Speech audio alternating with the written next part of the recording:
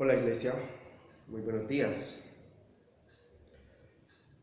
Qué bueno estar aquí nuevamente, hoy, primer día de la semana, para continuar con este estudio tan hermoso que estamos llevando del libro de los Salmos. Recordemos un poco que el jueves anterior iniciamos el estudio del Salmo 24 y estudiamos los primeros 2 versículos que dicen de la siguiente manera: de Jehová es la tierra y su plenitud, el mundo y los que en él habitan. Y observábamos cómo el hombre, en su afán, en su ansiedad, en su inundación de quehaceres en este mundo, se le ha olvidado que todo lo que existe le pertenece a Dios. Y se vanagloria todo el tiempo de sus posesiones.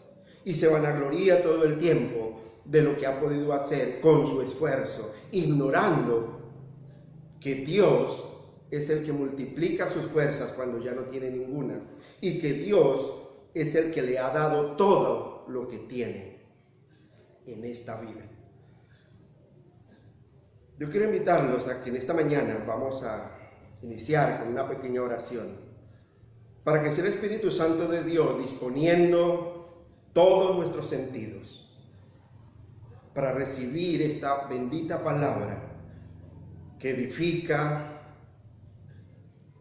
que reconstruye, esta bendita palabra que sana, que renueva, que regenera todo el tiempo y que nos da una nueva vida en Cristo Jesús. Padre, te damos gracias en esta mañana porque nos das la oportunidad y el privilegio de ser portadores de tu verdad, porque nos das el privilegio, Señor, de continuar en este propósito de compartir tu palabra a tiempo y fuera de tiempo. En este propósito, Señor, de llegar a cada uno de esos hogares que allá en la comodidad de sus casas se congregan, Señor, con su familia, con sus amigos, bendito Dios, para recibir de ti este alimento que a vida eterna permanece. Bendícelos, buen Señor, y guárdales todos los días de su vida, porque han puesto su confianza en ti, buen Señor. Gracias, poderoso de Israel. Te alabo, Padre, Señor y dador de vida.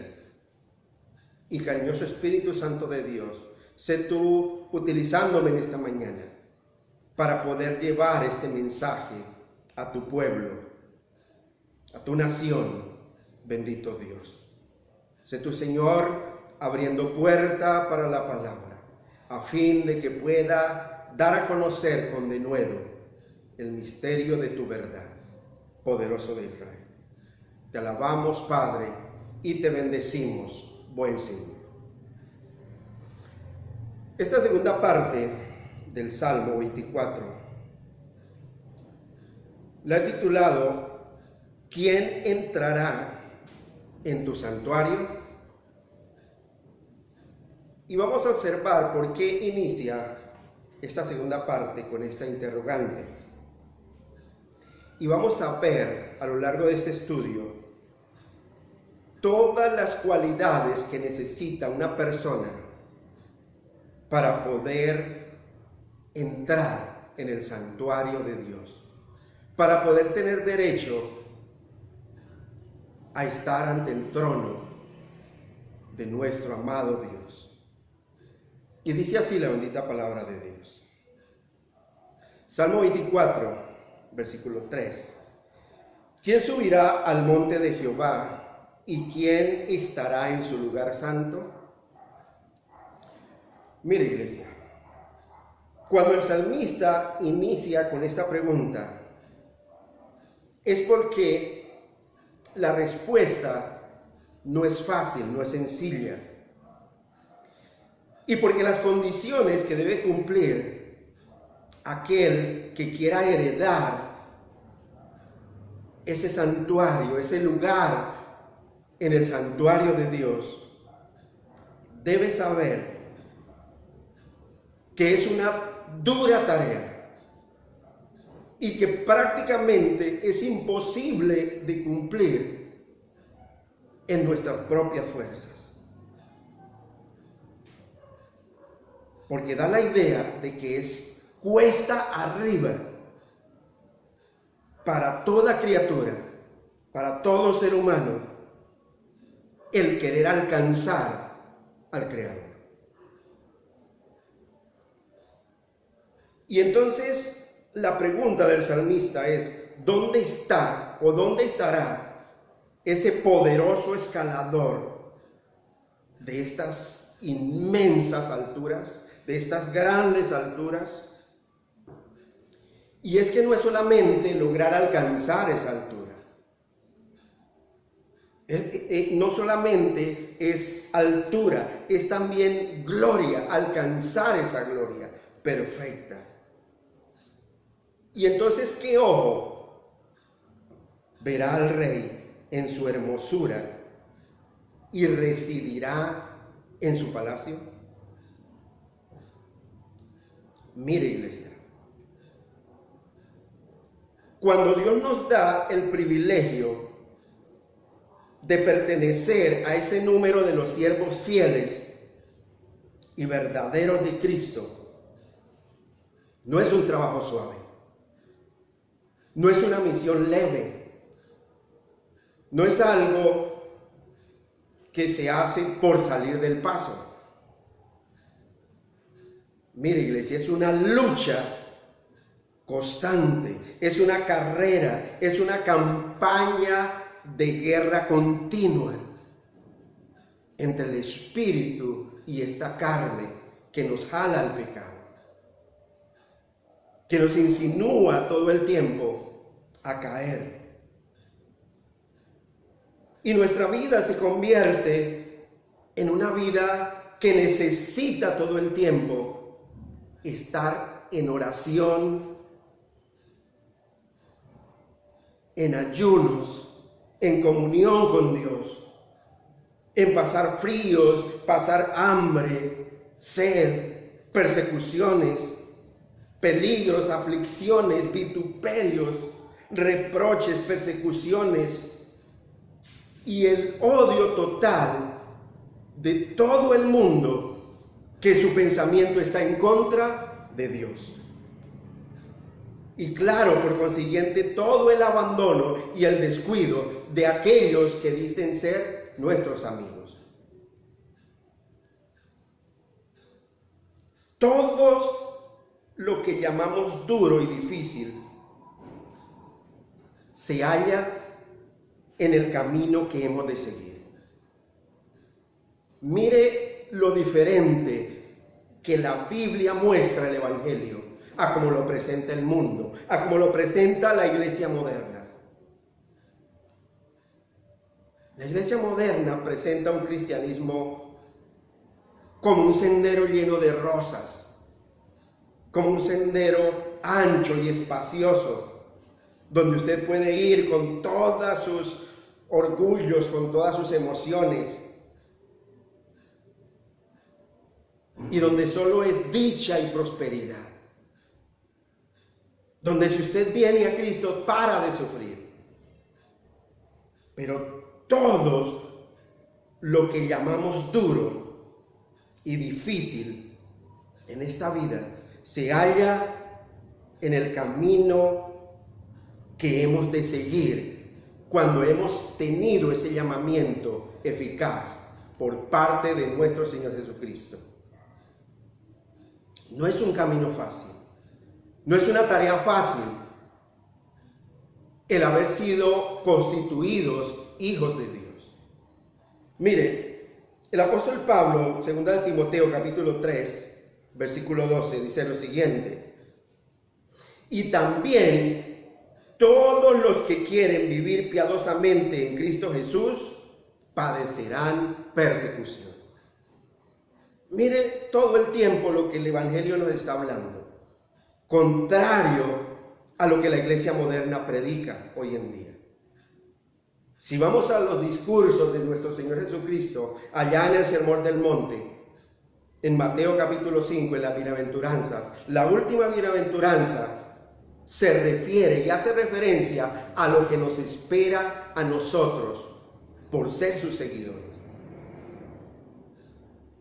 Y dice: bienaventurados sois cuando por mi causa os vituperen y os persigan y digan toda clase de mal contra vosotros, mintiendo. Gozaos y alegraos, porque grande es el galardón. Porque de la misma manera persiguieron a los profetas que fueron antes de vosotros. Está Cristo diciéndonos: mire, si ustedes vienen a mí, si ustedes van a seguir este camino de rectitud, es lo que les espera. Por eso dice también: el que no toma su cruz y me sigue, no es digno de mí.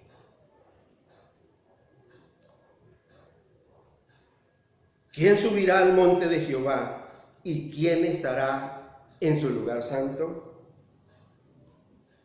Mire, iglesia, tenga algo muy presente. Un hombre solo no puede abandonar un deseo carnal. No lo puede hacer en sus propias fuerzas. Un hombre solo no puede desprenderse de una mala compañía, porque todo el tiempo lo está halagando, porque todo el tiempo lo está elogiando para que continúe en ese camino de perversidad. Un hombre solo no puede abandonar el curso del pecado, ese curso que lleva en su vida diaria. No lo puede hacer porque está amañado allí. Es más, está contento allí. Un hombre solo por sus propios medios no puede entrar en una vida de virtud delante de Dios. Un hombre solo, iglesia, no puede vivir su fe o mantenerse firme en ella por sus propios medios. No lo puede hacer. No puede ascender esa cuesta espiritual por sus propios medios, a menos que haga frente a una u otra de estas dificultades y las venza. Pero es imposible. Es imposible. Porque recuerde, iglesia, no solo es ascender, sino permanecer donde ha podido llegar. Permanecer fiel al principio de la sola Escritura. Como dice la palabra, continuar en ese estado donde Dios nos ha permitido llegar. Ser constante en la verdad y la piedad. Primera de Timoteo, capítulo 6, versículo 11, dice lo siguiente: mas tú, oh hombre de Dios, huye de estas cosas y sigue la justicia, la piedad, la fe, el amor, la paciencia, la mansedumbre. Pelea la buena batalla de la fe, echa mano de la vida eterna, a la cual asimismo fuiste llamado, habiendo hecho la buena profesión delante de muchos testigos. Cuando el hombre ha tomado esta decisión de huir del pecado, de huir de la vanagloria de la vida, esto será muy difícil y le va a traer muchas dificultades con las que tiene que luchar. Porque todo el mundo se le va a venir en contra, hasta su propia familia, hasta su propia congregación incluso. Porque cuando hay alguien, aún dentro de la congregación, que quiere como sobresalir un poco más en su anhelo de escudriñar las Escrituras para compartirlas a otros, aún su misma congregación, aún su mismo pastor siente celos. Y la Escritura habla de unos celos enfermizos, diabólicos, que no vienen de Dios. Es una lucha constante donde se requiere de ese esfuerzo que nos da Dios para poder continuar con la tarea que nos ha encomendado. ¿Quién subirá al monte de Jehová? ¿Y quién estará en su lugar santo? Mira esta pregunta doble con la que iniciamos esta segunda parte del Salmo 24. Aquí en el versículo 3 hay una pregunta doble. ¿Quién subirá al monte de Jehová? ¿Y quién estará en su lugar santo? En el versículo 4, el salmista empieza a dar una respuesta con unas ciertas condiciones que debe cumplir esa persona que tiene el anhelo en su corazón de subir al monte de Jehová. Y dice lo siguiente, versículo 4: el limpio de manos y puro de corazón, el que no ha elevado su alma a cosas vanas, ni jurado con engaño. Mire, iglesia,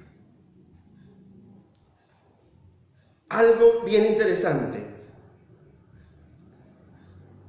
es que la santidad en un cristiano se ve, por fuera se ve.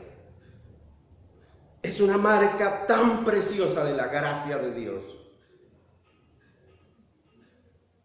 Porque el lavarse con agua como Pilato no cuesta nada.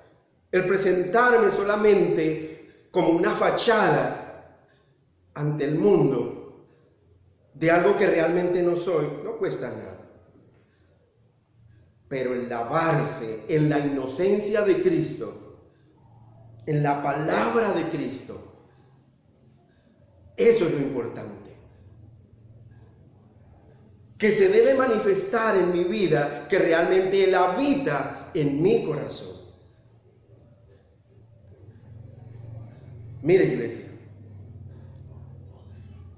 es de temer y es de tener mucho cuidado que muchos que profesan su cristianismo han pervertido la doctrina de la justificación por la fe de tal forma que tratan las obras del cristiano con mucho desprecio. Y dicen que no es importante las buenas obras. Pero mire, iglesia, si es así, van a recibir el eterno desprecio en aquel gran día. Ellos también van a recibir el eterno desprecio porque menosprecian las evidencias de algo que ya hay dentro del buen cristiano.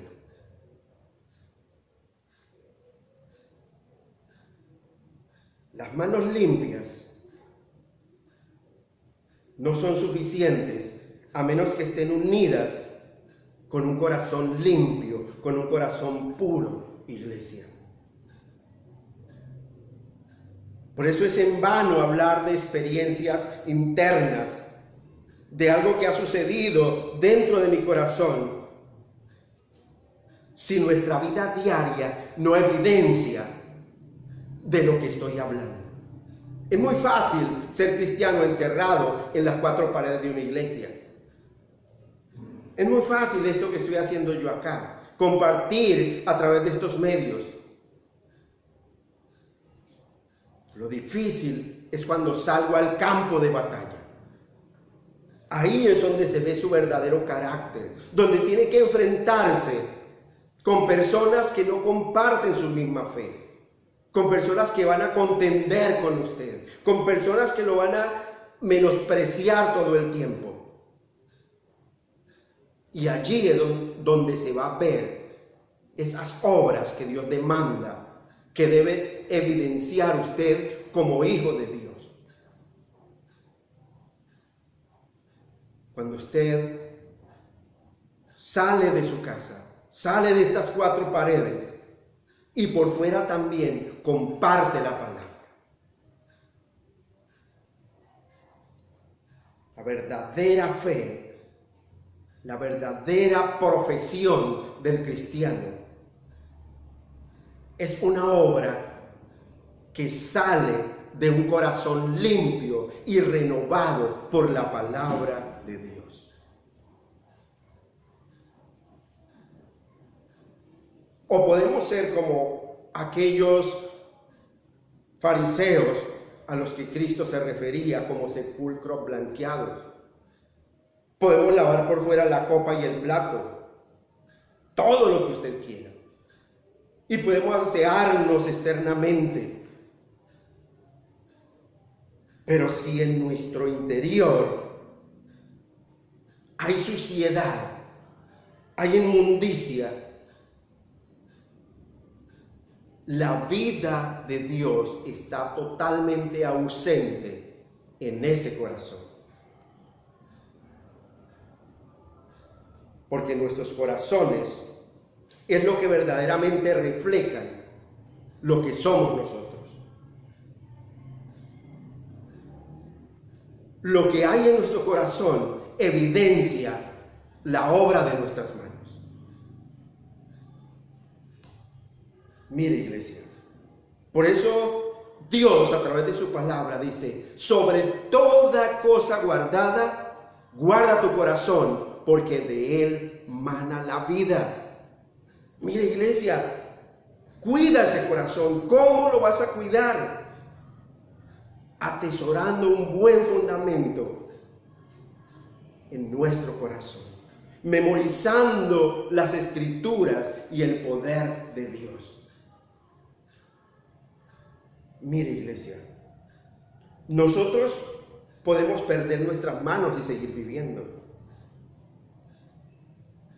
pero nunca podemos perder nuestro corazón y seguir viviendo. La misma vida de nuestro ser se halla en esa naturaleza interna, y de ahí la necesidad extrema de mantener esa pureza en nuestro corazón, de mantener esa pureza dentro de nosotros, que se refleje aún en nuestra manera de hablar, que se refleje en nuestra manera de andar, que se refleje en nuestra manera de vivir. Recuerde, iglesia, el hombre bueno del buen tesoro de su corazón saca cosas buenas, pero el hombre malo, ¿qué puede sacar de su corazón? Cosas malas, cosas que van en contra de la voluntad de Dios. Mire, iglesia, cuando la suciedad del corazón es tan abundante, aún el polvo que sale de ese corazón ciega la vista del ser humano y no deja ver el error en que está. Por eso, la pregunta: ¿quién subirá al monte de Jehová? ¿Quién es un hombre íntegro a la vista de Dios? A la vista del hombre, el hombre íntegro es aquel hombre recto ante la sociedad, que no le hace mal a nadie, que no habla mal de nadie, que es correcto en sus negocios, que es correcto en sus pagos, que ninguna palabra corrompida ni ociosa sale de su boca. Pero lo ha basado esa rectitud y esa integridad simplemente en un principio moral, para que la gente tenga un buen testimonio de él, pero desconoce totalmente las demandas de un Dios santo, santo, santo. Entonces, ¿quién es un hombre íntegro a la vista de Dios? Mire, iglesia, a la vista de Dios, un hombre íntegro es el que se inclina ante esa luz divina de la regla suprema de derecho, que es la bendita palabra. Recuerde lo que dice Salmo 119, 105. Porque lámpara es a mis pies tu palabra y lumbrera a mi camino. Entonces el hombre íntegro delante de Dios es aquel que se inclina ante esa luz divina de la regla suprema de derecho del ser humano, que es la bendita palabra de Dios. El que es influido por la consideración rectora de Dios. El que es influido por esas normas que Dios ha dispuesto en su palabra. Aquel en que la palabra de Dios gobierna todas sus acciones. El que no se conforma simplemente con obedecer uno que otro mandamiento y exaltar unos mandamientos por encima de otros, sino que ha obedecido el primero y mayor de los mandamientos, que es darle mi corazón a Dios en reverencia y en respeto, como dice la Escritura. Y amarás al Señor tu Dios con todo tu corazón, con todas tus fuerzas, con toda tu mente. Darle mi corazón entero, todo mi ser, entregarlo en las manos de Dios. Y su conducta no se conforma a la costumbre y conveniencia, sino a una norma de derecho consecuente e inmutable, que son las Sagradas Escrituras. La conducta de ese ser aprobado por Dios no se conforma a una costumbre del mundo, no se conforma a una conducta de una sociedad aborrecedora de Dios, sino que todo el tiempo se conforma a lo que está escrito en las Sagradas Escrituras. Y usted puede tomar a este varón, a este hombre, y llevarlo ante un tribunal de justicia y tener la seguridad de que este varón no dará un falso testimonio. Puede darle un gran tesoro, puede confiar en sus manos una gran riqueza para que lo guarde, y no hurtará un solo centavo de aquello que se le ha confiado. Puede confiarle todos los intereses más queridos que usted tenga. Incluso todo lo que sostiene su familia. Y usted va a estar sobreseguro, porque esa persona tiene un principio de integridad en su corazón, porque está regido por la palabra viva de Dios. Mire lo interesante, iglesia. Es tan fácil dejar inclinar nuestro corazón a la avaricia. Es tan fácil dejar llenar nuestro corazón de vanidad, de engaño, de usura, que muchas veces ponemos nuestra confianza solamente en lo perecedero. Pero aquel hombre que ha puesto su confianza solamente en Dios es tan digno de confianza tanto en el día como en la noche, tanto a la luz como en la oscuridad, porque es un hombre íntegro. No porque viva pendiente de su reputación o de su buen nombre, no porque el ojo de la observación pública esté fijo en él, sino por una razón mucho más grande. Porque el amor y el temor de Dios tienen un ascendente en su corazón. Porque se cuida de que su vida en santidad vaya creciendo cada día más hasta llegar a la medida y la plenitud de Cristo. Para que cada día seamos más conformes a la imagen de Dios que nos creó.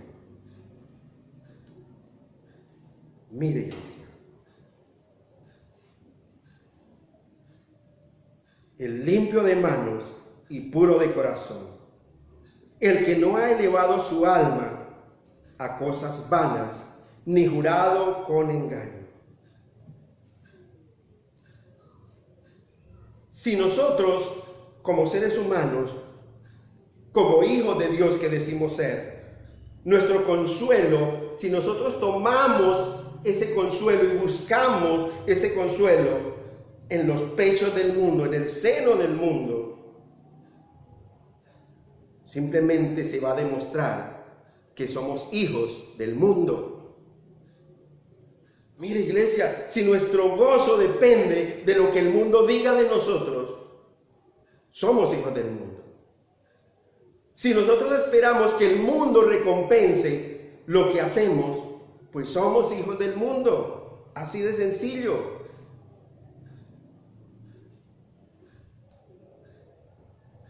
Y si el mundo le devuelve todo lo que usted ha hecho por el mundo, y es su satisfacción, entonces ya usted tiene la recompensa y la porción que merece en esta vida. Entonces aproveche todo lo que pueda, porque estoy seguro que no vas a conocer otro gozo ni otra recompensa. Pero cuando usted espera su consuelo del seno de la Escritura, del seno de Dios, eso evidencia que eres un hijo de Dios. No porque sirves al mundo, no porque sirves al ser humano, sino porque utilizas tus recursos para servir a la obra viva de Dios aquí en la tierra. Porque das con generosidad.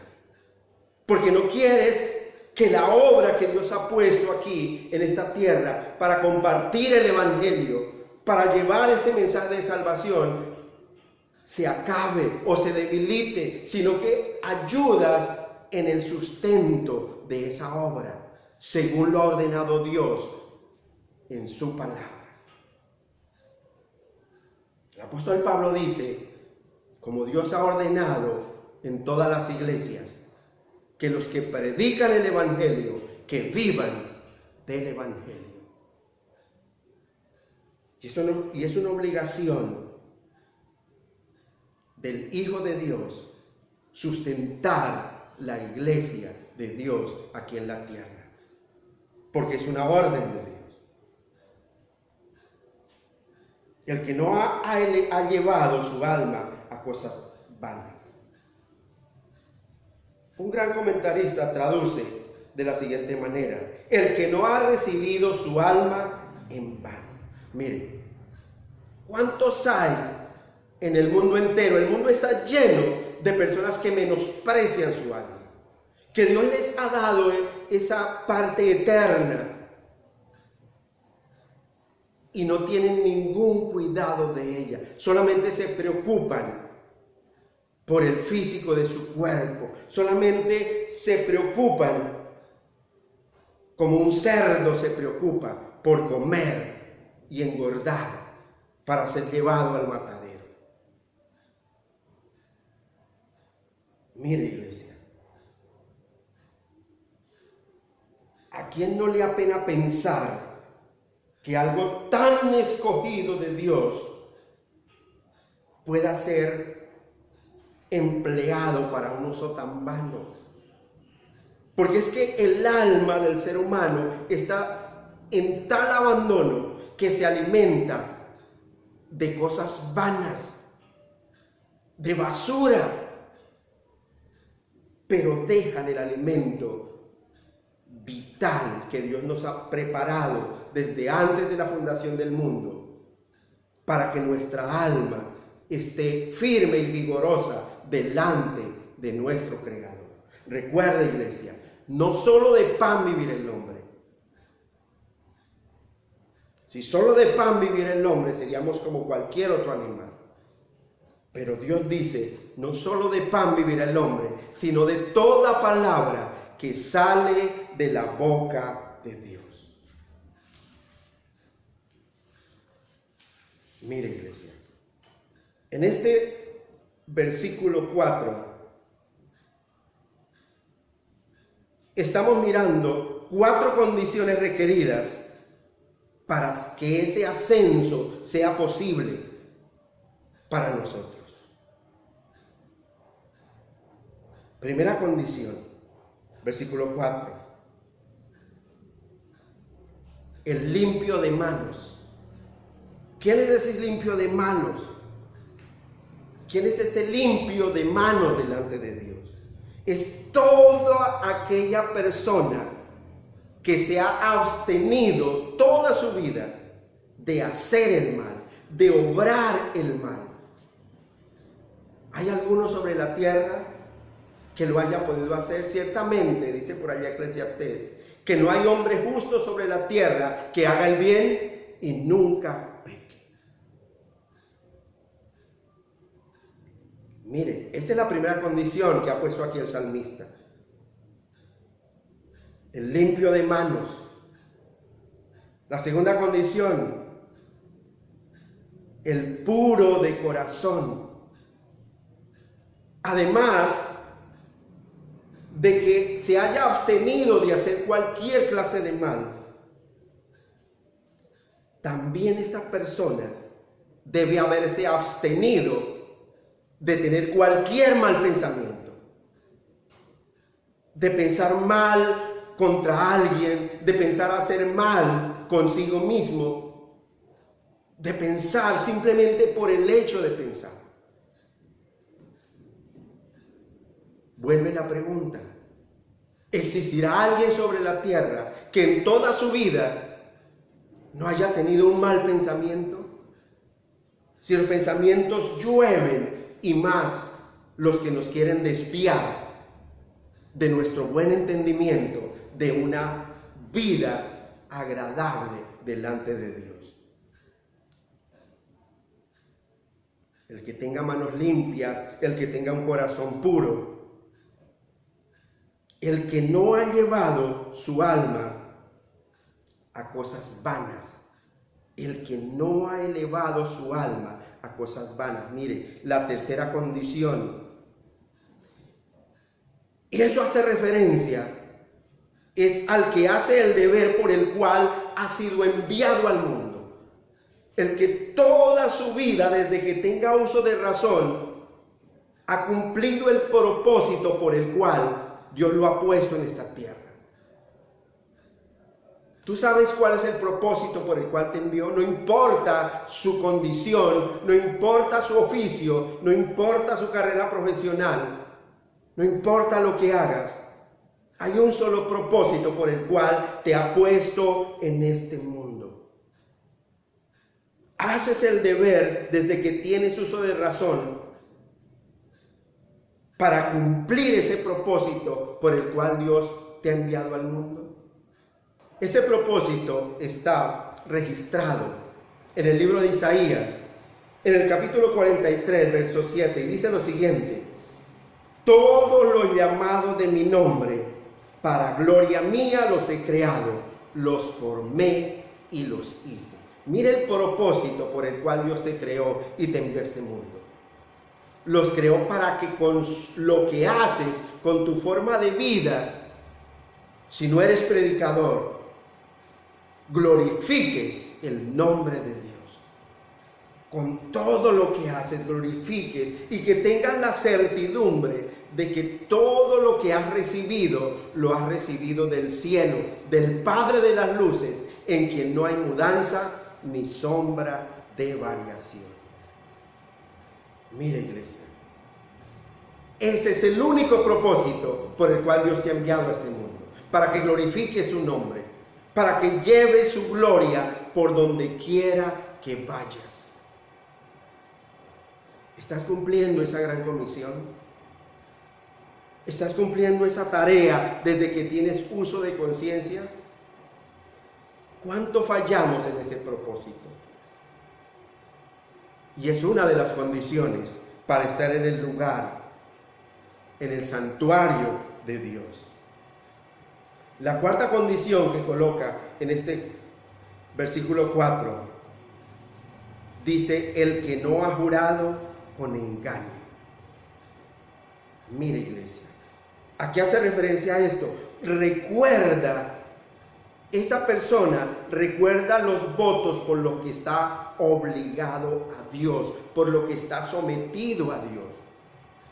Recuerda la deuda que tiene con Dios, porque Dios ha pagado mi deuda, y entonces vivo eternamente agradecido con Él y vivo para Él. Vivo para Él. Desde el momento en que he sido hecho una nueva creación, mi vida debe girar en torno a Cristo.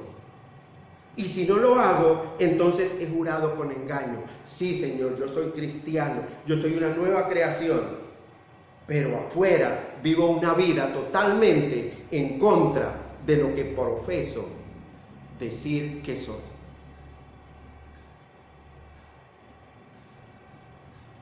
Por eso, iglesia, aquella persona que cumpla estas 4 condiciones que nombra el salmista en el versículo 4,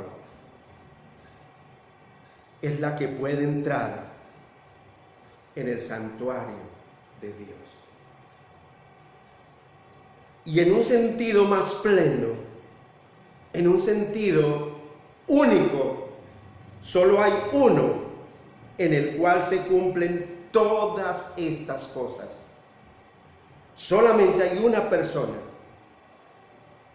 De modo que la respuesta a esa pregunta con la que inicia el salmista en el versículo 3 de esta segunda parte: ¿quién subirá al monte de Jehová y quién estará en el lugar santo? La respuesta la encontramos, como siempre, en la misma Escritura. Porque recuerda, iglesia, la máxima regla de interpretación de la Biblia es la misma Biblia. Y San Juan, capítulo 3, versículo 13, dice lo siguiente: nadie subió al cielo sino el que descendió del cielo, el Hijo del Hombre que está en el cielo. Mire, iglesia,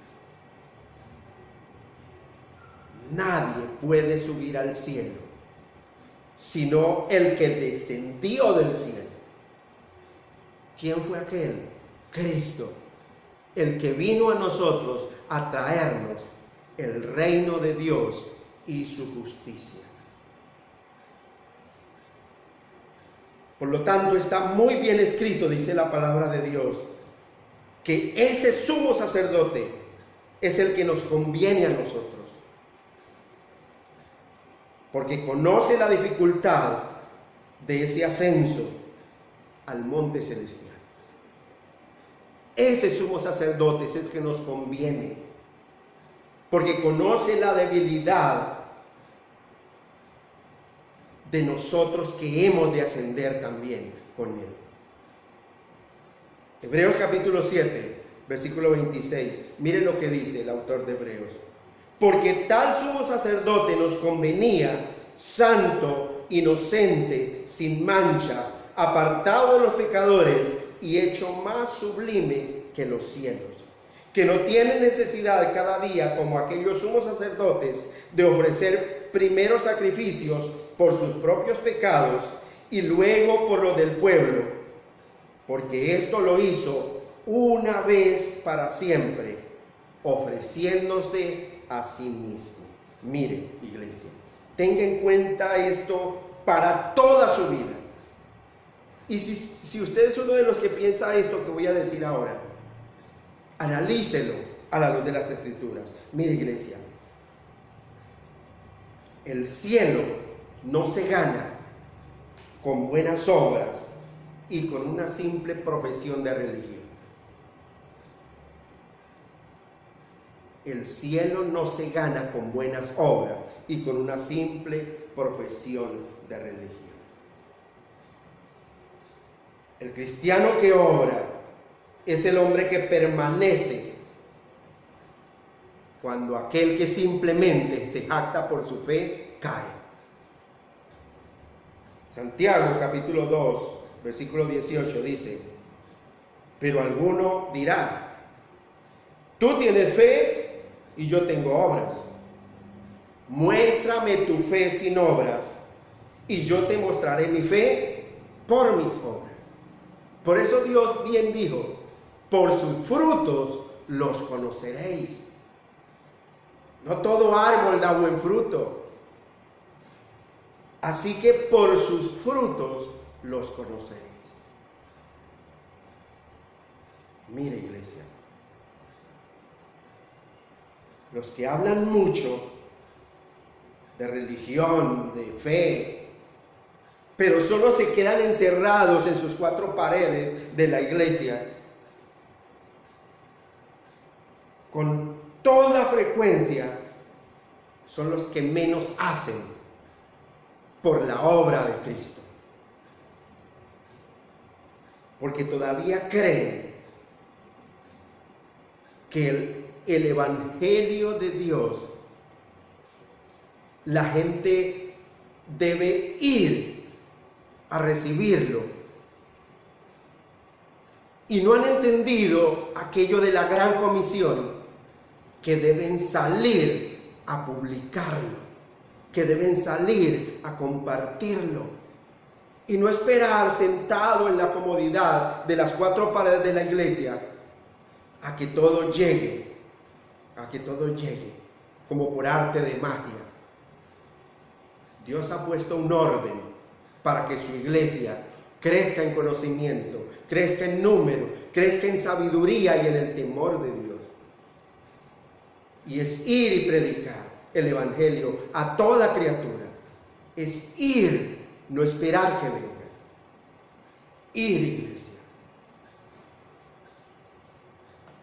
Es en vano yo autojustificarme.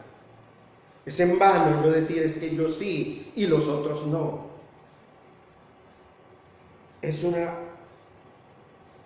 alabanza, autoalabanza vana, que solamente está diciendo algo que no soy, que nunca he sido y que nunca seré.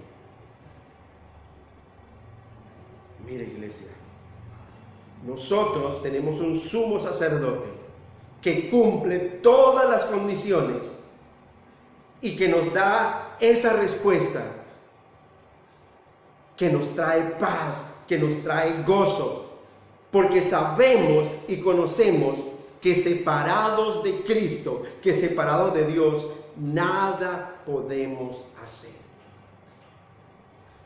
De modo pues, que ya no hay ninguna condenación para los que están en Cristo. Mire, iglesia, amigo en la fe, ¿quién subirá al monte de Jehová y quién estará en su lugar santo? De seguro que usted no lo puede hacer. De seguro que yo no lo puedo hacer.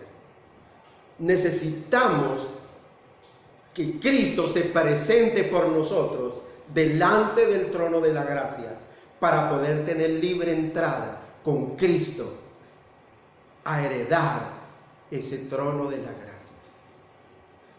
Por eso la Escritura todo el tiempo está enseñando y está mostrando a través de cada una de sus líneas que en ningún otro hay salvación, iglesia, porque no hay otro nombre bajo el cielo dado a los hombres en que podamos ser salvos. Iglesia, abra los ojos, mire la Escritura, que el Espíritu Santo de Dios lo pueda convencer de la necesidad que tenemos de ese Cristo íntegro, puro, con manos limpias, que no ha jurado con engaño,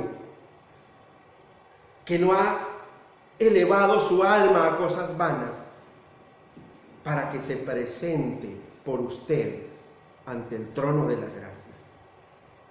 Mire, iglesia, desde la antigüedad Dios ha dicho: mire, pueblo mío, conoce que yo soy Jehová y fuera de mí no hay quien salve. Fuera de Dios no hay quien salve, iglesia. Y es el único que puede llevarnos a esa eternidad bienaventurada al lado del Padre Celestial. ¿Quién subirá al monte de Dios? ¿Y quién entrará en su lugar, en el lugar santo? Por eso, cuando aquel maestro de la ley se presenta ante Cristo, por allá en San Juan capítulo 3, y le dice, y le hace esta pregunta. Mire, vamos a ir un poco al Evangelio de San Juan, en el capítulo 3. Dice así la bendita palabra de Dios: había un hombre de los fariseos que se llamaba Nicodemo, un principal entre los judíos. Este vino a Jesús de noche y le dijo: Rabí, sabemos que has venido de Dios como maestro, porque nadie puede hacer las señales que tú haces si no está Dios con él. Respondiendo Jesús le dijo: de cierto te digo, que el que no naciere de nuevo no puede ver el reino de Dios. Nicodemo le dijo: ¿cómo puede un hombre nacer siendo viejo? ¿Puede acaso entrar por segunda vez en el vientre de su madre y nacer? Respondió Jesús: de cierto te digo, que el que no naciere del agua y del espíritu no puede entrar en el reino de Dios. Lo que es nacido de la carne, carne es, y lo que es nacido del espíritu, espíritu es. Mire, iglesia, si yo digo que soy una nueva creación, es porque realmente Cristo mora en mí, en su plenitud. Recuerde, como dice Colosenses 2:9, porque en Cristo habita corporalmente toda la plenitud de la deidad. Y si Cristo mora en mí, la promesa del Espíritu Santo de Dios que habla en las Escrituras es que el Padre, el Hijo y el Espíritu Santo están haciendo morada en mi corazón. Y Cristo mismo es el que se presenta por mí ante el trono de la gracia, ante el santuario celestial, para poder yo tener entrada ante Él. Entonces, no desgaste su vida esforzándose por sus propios medios, queriendo alcanzar algo inalcanzable. Cristo es la solución. Cristo es la respuesta. Cristo es el camino, la verdad y la vida, iglesia. No hay otro. No hay otro. Es el único que puede abrir las puertas del cielo. Es el único que puede conducirnos a esas moradas eternas al lado de nuestro amoroso Padre Celestial. Ven a Cristo, iglesia. Ven a Cristo, porque Él es nuestro sustituto. Él es el que tiene las manos limpias. Él es el que tiene un corazón puro. Él es el que no ha elevado su alma a cosas vanas. Él es el que no ha jurado con engaño. Porque todos los que Él ha recibido en su mano, los ha guardado hasta el día postrero. Y hay una evidencia, iglesia, que la Escritura dice que nosotros debemos mostrar para mostrar que realmente somos hijos de Dios y hemos sido de aquellos de los cuales Dios le ha entregado en las manos de su Hijo Jesucristo. Versículo 5. Miren lo que dice. Él recibirá bendición de Jehová y justicia del Dios de salvación. Esta persona que cumple estas condiciones que nombramos anteriormente, manos limpias, corazón puro, el que no ha elevado su alma a cosas vanas, ni jurado con engaño, él recibirá bendición de Jehová y justicia del Dios de salvación. Cristo es el que ha recibido esa bendición. Mire, porque tenga presente lo siguiente, iglesia, en cuanto a nuestra propia justicia que tenemos sin Él, cuando nosotros obramos colocando nuestra esperanza en lo que hacemos para justificarnos con ello, miren lo que dice el profeta Isaías. Isaías capítulo 64, versículo 6 dice: si bien todos nosotros somos como suciedad, y todas nuestras justicias como trapo de inmundicia, y caímos todos nosotros como la hoja, y nuestras maldades nos llevaron como viento. Mire lo interesante que dice aquí el profeta Isaías. Cuando ponemos nuestra esperanza en nuestras buenas obras para ganar el cielo, viene a mi mente cuando salimos y estamos por ahí en la calle, de pronto, eventualmente compartiendo con alguien el Evangelio. Y hay un desconocimiento tal de la Escritura y del poder de Dios, que cuando empezamos a compartirles, la gente en su ignorancia dice: no, pero es que ese Evangelio llévenselo al que realmente lo necesita. Yo no lo necesito. Yo soy bueno. Yo no le hago mal a nadie. Mire, yo soy buen marido, buen padre, buen esposo. Yo no hablo mal de nadie. Es más, Dios hasta está endeudado conmigo. Yo ya tengo ganado el cielo. No saben que todo eso que estás diciendo delante de Dios es como un trapo de inmundicia. ¿Y saben a qué hace referencia ese trapo de inmundicia en la antigüedad? Antiguamente no existían las toallas higiénicas. A eso hace referencia. A un trapo inmundo, lleno de la inmundicia que desechan las mujeres en su tiempo. Es asqueroso delante de Dios cuando nuestra esperanza está en nuestra propia autojustificación. El apóstol Pablo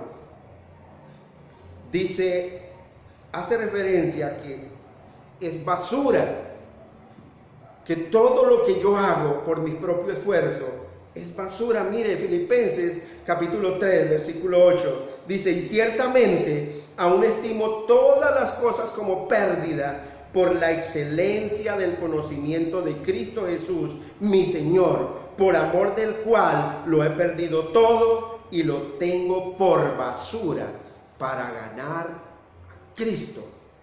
Mire, iglesia, mire lo interesante. Todo aquello en lo que usted pone su esperanza para llegar a una salvación tan grande, delante de Dios es basura. El original lo traduce como estiércol, una palabra áspera. La Reina Valera lo traduce más suavemente y dice que lo tiene por basura con tal de agradar a Cristo, con tal de ganar a Cristo, porque ha entendido que Cristo ha pagado su deuda y que la obra perfecta de Cristo lo hace a él digno de estar en la presencia de Dios. Estas dos comparaciones ordinarias que hace el profeta Isaías y el apóstol Pablo son inspiradas por el Espíritu Santo de Dios. Por eso la justicia nuestra no es aprovechable en ningún sentido. Esa justicia nuestra propia nos sirve para alcanzar el reino de los cielos, iglesia. es mejor que si usted está poniendo su esperanza en sus buenas obras, busque esa justicia en otra parte, busque esa justicia en otro lado. Mire, busque esa justicia en recibirla, como dice el apóstol Pablo, en recibirla de Cristo. Filipenses capítulo 3, versículo 9, dice: y ser hallado fiel en Él, no teniendo mi propia justicia, que es por la ley, sino que es por la fe de Cristo, la justicia que es de Dios por la fe. Mire, busque esa justicia en Cristo. No la busque en sus buenas obras. No busque justificarse con sus buenas obras. Aquellos que piensan que ganan el cielo por sus buenas obras están lejos del conocimiento escritural y nunca llegarán al reino de los cielos mientras no reconozcan su dependencia absoluta de Cristo, nuestro Señor y Salvador. Mire, iglesia, cuando recibimos esta justicia de Cristo, hemos de cuidarla, hemos de vivir vidas santas para Él, en agradecimiento, no para hacernos más merecedores de esa justicia, sino en agradecimiento. Y si no la buscamos en Cristo, y si usted es tan necio que quiere ir en contra de las Escrituras y no la busca en Cristo, ¿dónde más va a buscarla? ¿Dónde más va a buscarla? Job hace una referencia tan interesante acerca de las cosas en donde el hombre busca la justicia. Y dice que es una manera totalmente equivocada, errónea. Mire, Job, capítulo 15, versículo 15, dice: he aquí en sus santos no confía. ¿Acaso usted busca la justicia para justificarse delante de Dios en los santos? En los que la iglesia tradicional ha canonizado como santos. Y ni aun los cielos son limpios delante de sus ojos. Mire, porque dice la Escritura que el cielo es la habitación de Cristo. Pero más que el cielo, es Cristo que habita en él. Cuanto menos el hombre, versículo 16, abominable y vil, que tiene que bebe la iniquidad como agua. ¿Acaso usted pone la confianza en un hombre porque usted de pronto lo ve ante sus ojos como más espiritual que usted? Pero mire, si ni siquiera en los santos, que ni siquiera en los ángeles confía, dice la Escritura, mucho menos en el hombre que es abominable y vil ante los ojos de Dios. Job capítulo 4, versículo 18, mire lo que dice: he aquí en sus siervos no confía, y notó la necedad en sus ángeles.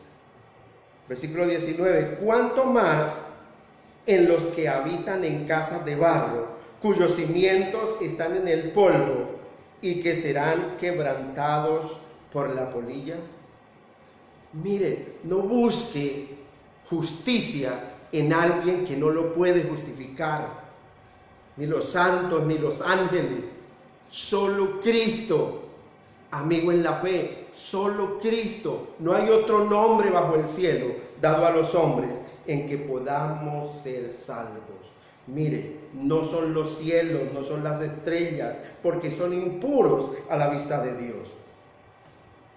No a los santos, porque en ellos ha hallado locura. No a los ángeles, porque en ellos no hay firmeza, porque dependen de Dios. Todos son creación de Dios y dependen de Dios. Ahora bien, iglesia, amigo en la fe, si ninguno de estos sirve, vemos entonces una razón necesaria por la que Dios mismo ha de ser, por el cual tenemos entrada ante el reino de Dios. Dios mismo ha enviado a su Hijo unigénito. Miren lo que dice la Escritura. Jehová es nuestra justicia. Él es nuestra justicia. Cristo es nuestra justicia, anunciado desde la antigüedad. Jeremías, capítulo 23, versículo 6 dice: en sus días será salvo Judá, e Israel habitará confiado, y este será su nombre con el cual le llamarán Jehová, justicia nuestra.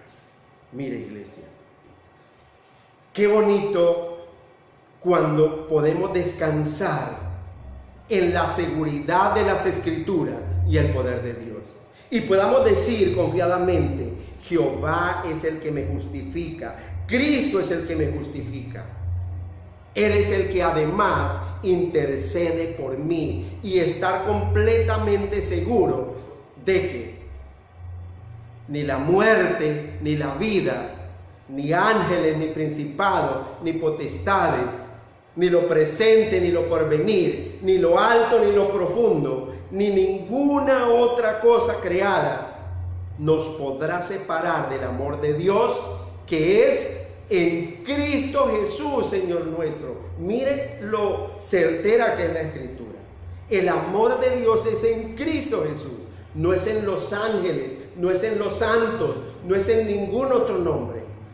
Y nadie nos podrá separar de ese amor cuando nuestra mirada está puesta en el autor y consumador de la fe, que es Cristo Jesús, Señor nuestro. Gracias a nuestro Padre Celestial, porque nos ha provisto de ese sustituto que nos permite entrar en el santuario. Gracias, buen Señor. Bendito Padre, en esta mañana te damos gracias porque nos has permitido comprender un poco más que la salvación te pertenece a ti solamente, bendito Dios, y que dependemos absolutamente de ti, Padre de los cielos, que necesitamos de ti todo el tiempo, bendito Dios, porque tú mismo, Señor, eres quien nos presentas santos y sin mancha delante de ti, para tu propia gloria, bendito Dios. Oramos en esta mañana, Señor, por todas aquellas personas, Señor, que necesitan de ti al igual que nosotros, que necesitan primeramente ser restaurados en su vida espiritual, en su alma, bendito Dios, para que todo lo demás sea sano y sea limpio, poderoso de Israel. Bendito Dios, muchas gracias. Nos vemos, iglesia, Dios mediante, el próximo jueves, para continuar con este estudio del Salmo 24. Que Dios los continúe bendiciendo grande, grandemente.